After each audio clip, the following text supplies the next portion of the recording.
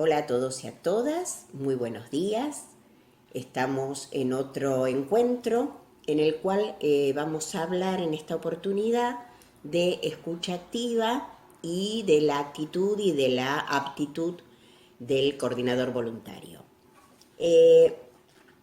La escucha activa va a ser una herramienta importantísima, no solamente en el taller de integración, sino en todos los talleres, principalmente en el taller de admisión, pero en todos los talleres y en la vida cotidiana. Antes de hablar exactamente de la escucha activa, me gustaría hacer una pequeña reseña, un pequeño resumen, más bien un repaso de lo que es la empatía.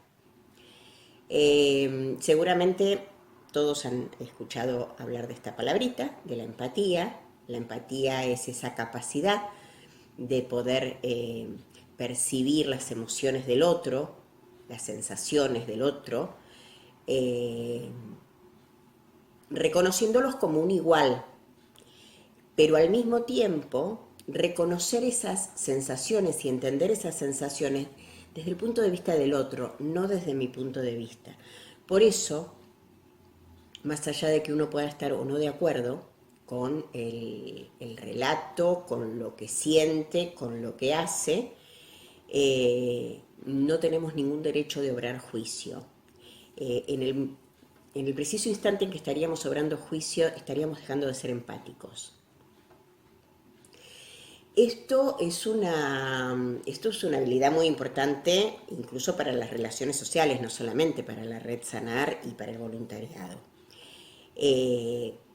Pero para el voluntariado, si bien la empatía en sí misma, sola, no es una ayuda, pero sí es el camino que va a utilizar el voluntario como para poder entender mejor el momento de la psicoeducación con el otro.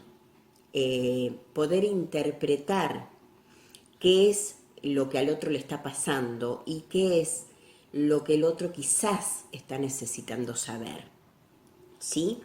Y entonces nosotros estaríamos encarando la ayuda desde la psicoeducación, desde poder transmitir los conocimientos que tenemos, que en algún momento nos han sido útiles a nosotros y que en esta oportunidad los estamos utilizando para que les sea útil al otro. Entonces, digamos que quedó más o menos clara, por lo menos la definición de empatía. Yo sé que la puesta en práctica de la empatía muchísimas veces requiere de un despojo de nosotros mismos, de nuestras creencias, de nuestros juicios, de nuestras maneras de ver el mundo, y nos tenemos que despojar de todo eso. Porque, y esto es un ejemplo que yo suelo poner mucho y que generalmente crea debate, es muy fácil ser empático con una persona que viene al nodo, por ejemplo, con un relato que le ha fallecido el hijo o la hija hace un par de meses y que está desolada y que no tiene a nadie y que era su único hijo o su única hija. En esos casos así es bastante fácil ponerse en el lugar del otro, entenderlo, comprenderlo y dar una entrega desde el amor. Ahora bien, si al nodo llega una persona, tanto sea un hombre como una mujer, no quiero tener problemas de género, que plantea que tiene una adicción al juego y llega angustiado o angustiada porque siente que la familia no lo comprende, que cuando más lo necesitaba esta persona, su familia le da vuelta la cara y lo abandona. Ahora bien, esta persona, a raíz de su adicción al juego, las consecuencias de su adicción al juego, fueron que endeudó a todo el mundo, hipotecó la casa, quedaron en la calle, no tienen ni para comer. Y esta persona está muy angustiada porque se siente rechazada por la familia cuando él más lo necesitaba. O cuando ella más lo necesitaba. No quiero hacer distinciones. Porque aparte la ludopatía puede afectar a ambas partes. Quiero decir ambos géneros. ¿Qué pasa con el relato de una persona así? ¿Es tan fácil ponerse en el lugar de esa persona? Poder entender que se siente rechazado. Es como para pensar, plantearlo y debatirlo quizás en la próxima clase. Porque nosotros, como psicoeducadores, nos tenemos que mantener totalmente al margen de un juicio hacia esta persona. Esta persona viene en busca de ayuda porque está angustiada o angustiado.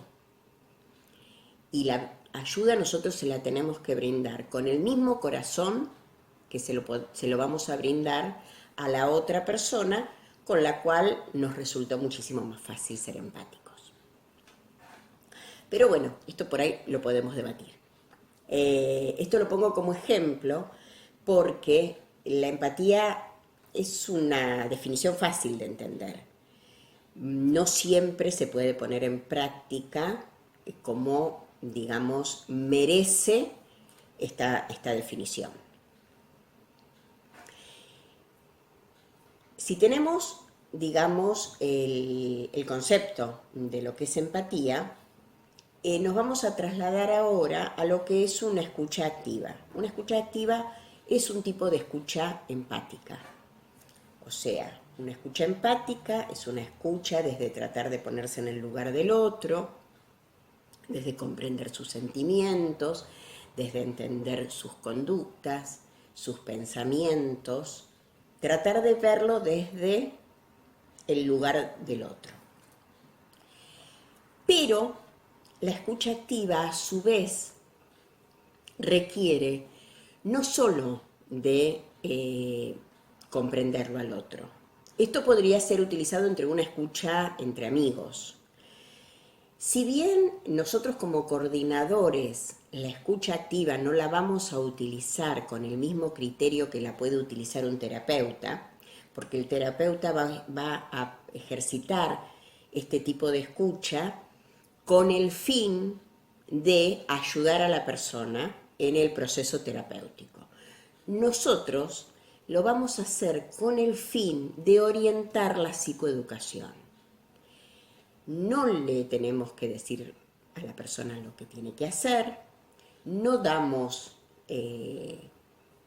juicios ni damos órdenes, simplemente lo que vamos a tener que interpretar es cuál es la necesidad de esta persona en cuanto a la psicoeducación. Bueno, vamos a hablar ahora de lo que son los niveles de escucha.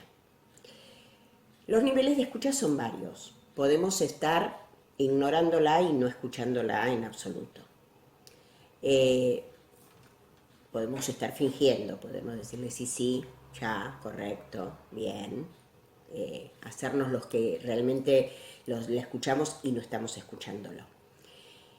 Podemos practicar lo que se llama la escucha selectiva, que es oír solo ciertas partes de la conversación, las que más interés nos generen. También podemos brindar una escucha atenta, estar prestándole atención, centrando toda la energía en tratar de entenderla a la persona.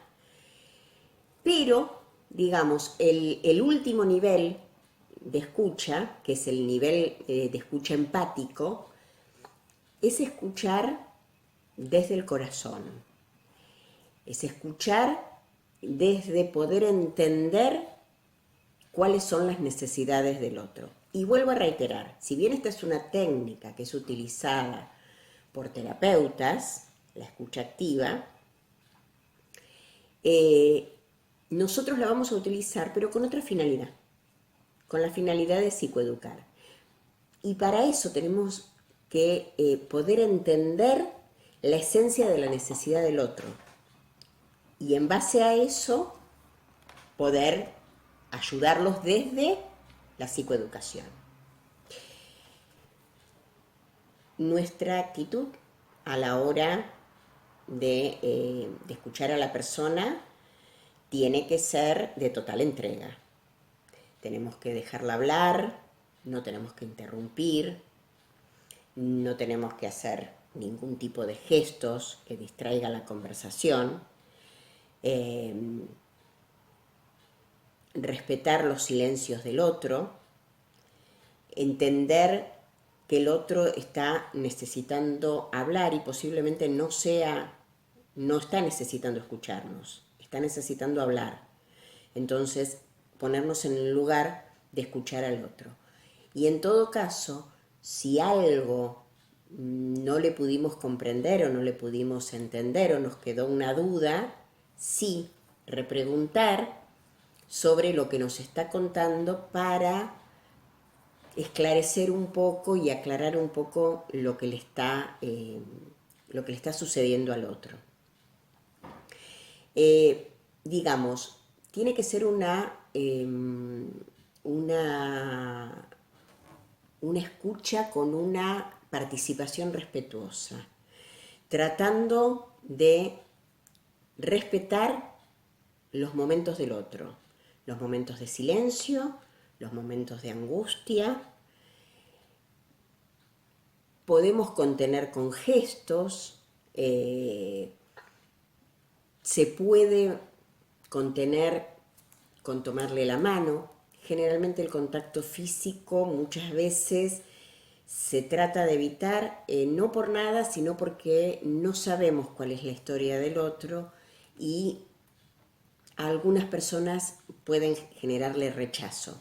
Pero simplemente extender la mano como para que sepa que si la quiere tomar, todo esto hablemos en un caso en que la escucha pasó a un nivel de angustia alto, ¿no? Acercarle la mano, por si quiere tomar nuestra mano, pero no más que eso. O sea, centrarnos en respetar lo que le está pasando al otro. Y para poder respetar lo que le está pasando al otro, lo tenemos que escuchar activamente, con todo el corazón, con los oídos bien abiertos. Que la otra persona se dé cuenta que le estamos escuchando. Para eso a veces se utiliza la técnica de parafrasear algo que ha dicho la persona, repetir. Entendí bien sobre y repetir una frase de la persona.